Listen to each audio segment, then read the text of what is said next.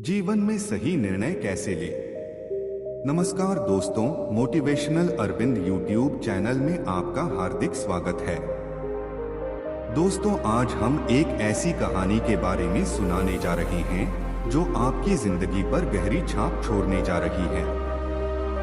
जीवन में कई बार ऐसी परिस्थिति आ जाती हैं जहां आप सही निर्णय न लेने के कारण कई समस्याओं से घिर जाते हैं। यह कहानी आपको अपने जीवन में सही निर्णय लेने में मदद करेगी, जिससे आप अपनी जिंदगी को और आसान बना सकते हैं। उससे पहले अगर आपने हमारे YouTube चैनल को सब्सक्राइब नहीं किया है तो चैनल को सब्सक्राइब कर दें और अपने दोस्तों के साथ इस कहानी को शेयर करें। चलिए कहानी को शुरू करते हैं। दोस्तों, बहुत समय पहले की बात है। एक छोटा सा राज्य था। उस राज्य का राजा बहुत खुशहाल था। उसके पास किसी चीज की कोई कमी नहीं थी। प्रजा भी अपने राजा का खूब आदर सत्कार किया करती थी। प्रजा अपने राजा से बहुत खुश थी।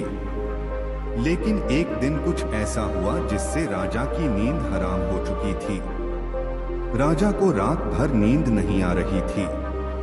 25 सालों से आज तक ऐसा कभी नहीं हुआ था।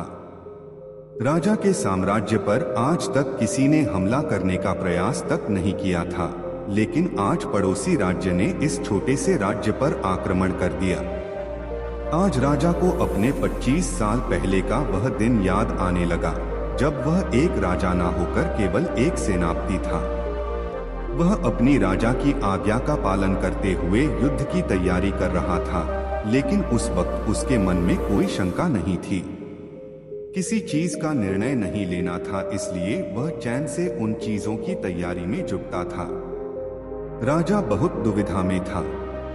उसे समझ नहीं आ रहा था कि आखिर वह अपने साम्राज्य को किस तरह से किसी और राजा के हाथों में सौंप दे, जो साम्राज्य को हासिल करने के लिए उसने दिन रात एक कर दी। कई लोगों को धोखा दिया, कई लोगों को पीड़ा दी, कई लोगों को कष्ट दिया, कई प्रकार की राजनीति रची, कई प्रकार के षड्यंत्र रचे। इतनी सारी मेहनत करने के बाद जब उस राजा का सिंहासन प्राप्त हुआ तो वह उस सिंहासन को किसी और को कैसे थमा दे। राजा को कुछ भी समझ नहीं आ रहा था कि वह क्या करे। वह बहुत चिंतित था, परेशान था, करवटें बदल रहा था, लेकिन उसे कोई तरीका सूझ नहीं रहा था। राजा यह बात बहुत अच्छी तरह से जानता था कि बात केवल मेरी नहीं है, इस पूरे साम्राज्य की है। राजा ध्यान करना जानता था।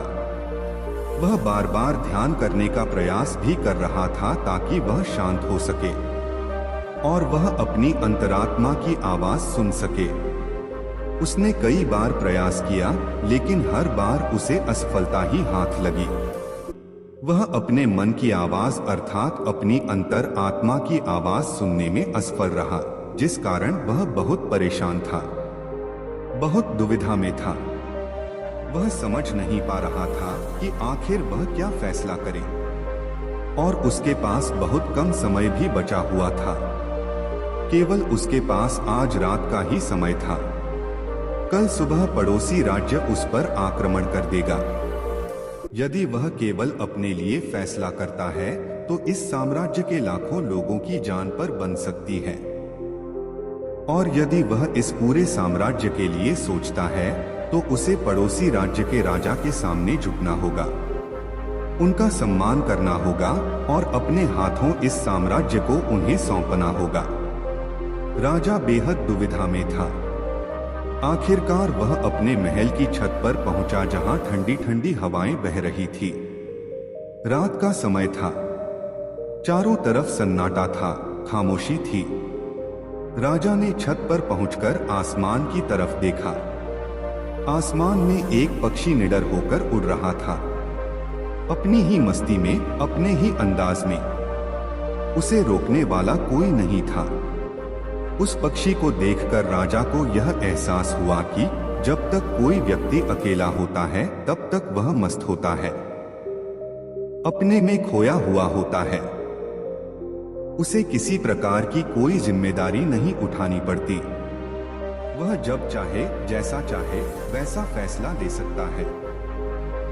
लेकिन हमारे सर पर जिम्मेदारी आ जाती है तो फिर एक आदमी अपना अकेलापन, अपनी मस्ती, अपनी आजादी को खो बैठता है, क्योंकि उसके सर पर जिम्मेदारी है। उसे हर एक चीज देखनी है। काफी समय बीत चुका था और अब तक राजा ने कोई निर्णय नहीं लिया था। जब राजा को कोई भी रास्ता नजर न आया तो वह अपना घोड़ा लेकर अपने गुरु के आश्रम की ओर निकाल पड़ा। राजा के गुरु भी बहुत सख्त थे। उन्होंने पहले से ही राजा को यह चेतावनी दे रखी थी कि जब तक कोई ऐसी दुविधा ना पड़े, जब तक तुम्हारे पर ऐसी कोई को बड़ी समस्या ना आन पड़े कि तुम्हें मेरी जरूरत पड़े, तब तक तुम यहाँ पर कभी मत आना। राजा अपना घोड़ा लेकर आश्रम पहुंचा। वहां पर जब उसने देखा तो उसके गुरु ध्यान में लीन थे। वह अपने गुरु के ध्यान को भंग नहीं करना चाहता था। अपने गुरु को ध्यान में देख उसके मन में एक बार फिर से द्वंद्व युद्ध चालू हो गया। उसका एक मन कहता कि गुरु को ध्यान से बाहर लाएं, तभी वहीं पर उसका दूसरा मन कहता, नहीं नहीं, यदि गुरु को ध्यान से बाहर लाया गया तो यह उचित नहीं होगा। गुरु क्रोधित हो जाएंगे और फिर उसके बाद क्या होगा यह कोई नहीं जानता।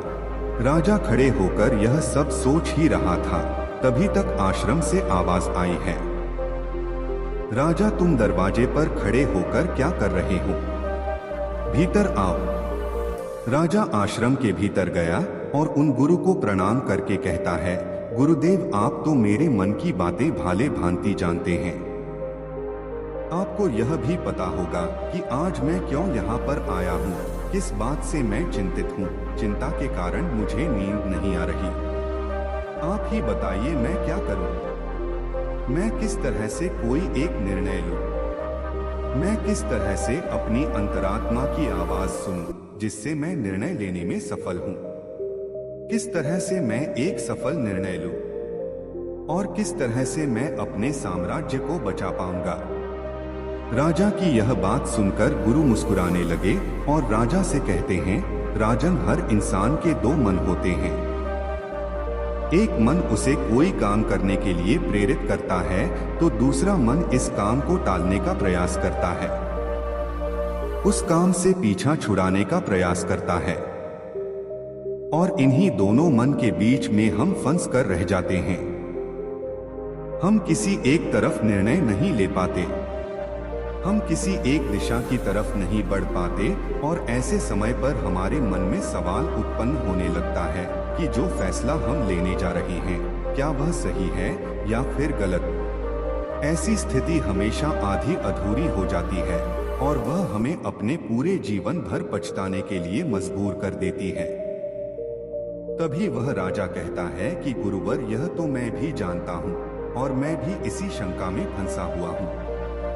मैं यहाँ से निकल नहीं पा रहा। मुझे यह नहीं समझ आ रहा कि मैं किस तरफ जाऊं।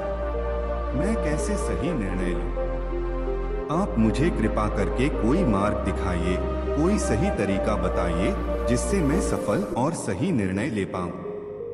तभी गुरु राजा की बात सुनकर एक बार फिर मुस्कुराने लगे और राजा से कहते हैं, हे राजन, जीवन में कोई भी फैसला गलत या सही नहीं होता। यह तो हमारे मन की संरचना है, यह तो हमारे मन का मायाजाल है। वास्तविकता तो यही है कि जो होना होता है वही होता है। हमारे और तुम्हारे करने से कुछ भी नहीं होने वाला, कुछ भी नहीं बदलेगा। लेकिन फिर भी हम अपने अहंकार में यह सोचने लगते हैं कि हम जैसा चाहते हैं हम वैसा ही करेंगे और जैसा हमें चाहिए बिल्कुल वैसा ही होगा।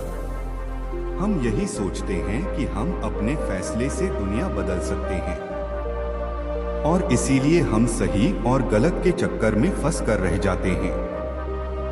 मान लो कि आज तुमने गलत फैसला भी ले लिया तो भी तुम्हें भविष्य में आगे चलकर सही सीख ही देगा, और यदि तुमने एक सही फैसला ले लिया तो वह तुम्हारे लिए आगे का रास्ता भी खोल देगा।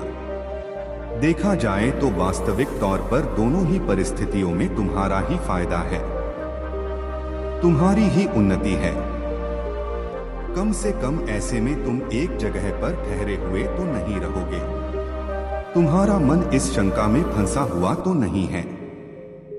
तुम इस माया जाल से निकल चुके हो। तभी वह राजा उन गुरु से कहता है, हे गुरुवर, आप कहना क्या चाहते हैं? आप कहानियां तो नहीं कह रहे कि मैं बिना सोच विचार के कोई भी निर्णय ले लूं? क्या ऐसा करना मूर्खता का प्रमाण नहीं होगा?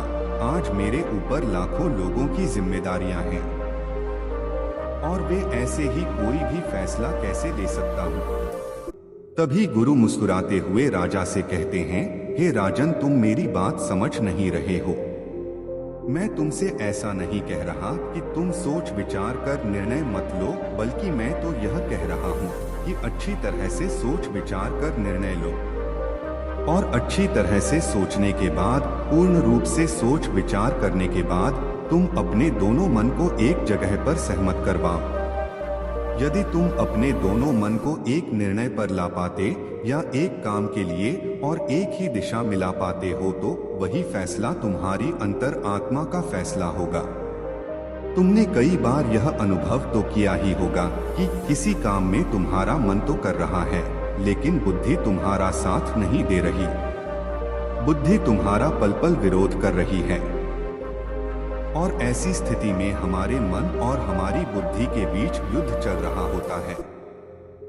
लेकिन यहाँ पर समझने वाली बात यह है कि जो बातें तुम्हारे मन से उठ रही हैं, वही बात तुम्हें सही रास्ते पर ले जाना चाहती है।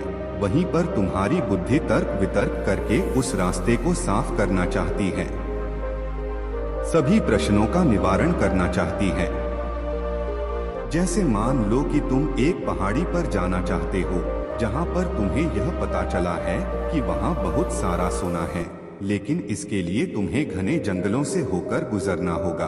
तुम्हारा मन वहां जाने के लिए तैयार है, वह सोना को पाना चाहता है, लेकिन तुम्हारी बुद्धि तुमसे यह कह रही है, जंगल बहुत घना है और बहुत खतरनाक भी है, वहां पर तरह तरह के विशाल जानवर रहते हैं, वहां पर चोर डाकू और लुटेरे भी हो सकते हैं, पर पता नहीं वहां पर रास्ते में कुछ खाने पीने को मिलेगा या नहीं।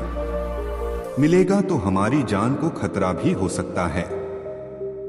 यह सारे प्रश्न हमारी बुद्धि खड़ी करती है, लेकिन इसका अर्थ यह नहीं कि तुम्हारी बुद्धि तुम्हें रोकने का प्रयास कर रही है, बल्कि वह तुम्हें सतर्क कर रही है। और जब तक तुम अपनी बुद्धि के सवालों का निवारण नहीं कर लो, तब तक आगे बढ़ना मूर्खता का प्रमाण ही होगा। ऐसे रास्ते पर जाने से पहले तुम्हें अपने खाने पीने की सामग्री का इस्तेमाल करना होगा। उसके बाद सुरक्षा के लिए कुछ हथियार और कुछ सैनिकों को भी साथ लेना होगा। और जब तुम्हारी बुद्धि पूरी तरह से संतुष्ट हो जाए, जब उसके सभी सवालों का निवारण तुम कर लो, तब तुम आगे बढ़ सकते हो। अब तुम्हार बुद्धि के सभी सवालों का निवारण हो चुका है। लेकिन कुछ ऐसे लोग भी होते हैं जिन्हें पता होता है कि उसे पहाड़ी पर खजाना है, लेकिन वह यह भी जानते हैं कि रास्ता बड़ा कठिन है, लेकिन वह अपनी यात्रा कभी शुरू ही नहीं करते हैं। इसके बाद उन गुरु ने राजा को वहां से जाने का आदेश दे दिया और वह वापस से ध्यान में लीन हो गए। गुरु की सारी बातें सुनकर राजा के मन में जो द्वंद्व युद्ध चल रहा था, वह पूरी तरह से शांत हो चुका था। राजा वापस महल लौटा और उसने शांतिपूर्वक अपने मन और अपनी बुद्धि को एक ही निर्णय पर सहमत करवाया, और वह था कि हम युद्ध लड़ेंगे।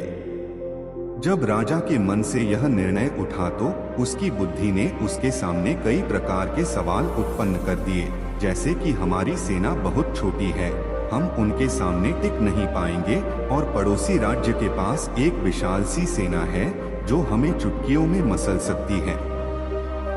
उनके पास तरह तरह के हथियार हैं और लड़ने का कौशल भी है, और ऐसे ही कई प्रकार के सवाल उसकी बुद्धि उससे कर रही थी। उन सभी प्रश्नों का जवाब देते हुए राजा आगे बढ़ता चला गया, और वह इसी निर्णय पर पहुंचा कि हम युद्ध लड़ेंगे।